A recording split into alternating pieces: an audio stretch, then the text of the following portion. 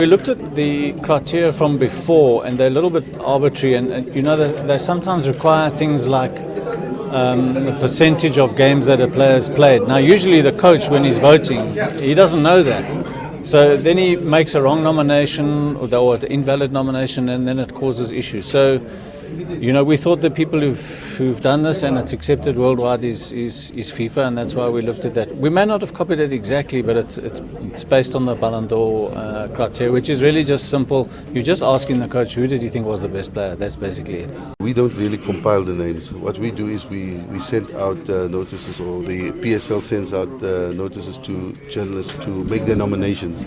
They therefore obviously look at specific players which they nominate. We then have the Q1 or Q2 or Q3 or even the end of the year nominations, where we get together, and those nominations are then discussed by the individual journalist, who then tries to justify why he's nominated a specific individual. And we debate around that, but we don't do that to influence anybody. We do that just to give some sort of background on why we think a specific person has been performing extremely well. Thereafter, the votes are then tallied. If the votes for any reason, when they are tallied, add up to two nominees having equal points, I as a convener, have the power to ask for a revote and have everybody involved again in revoting, or to make the casting vote. And thus far, it's only been one occasion, I think it was last season, where I made the casting vote. I think the journalists have been very good in what they've done, in that they have nominated the person who they felt. There's a majority in most cases for nominees. So we didn't have to get to a situation where we had to have either a revote or a casting vote. Well, I think what we did consider was the fact that, you have a player like Teko Modise, for example. He's been outstanding in ensuring that Sundowns win the league.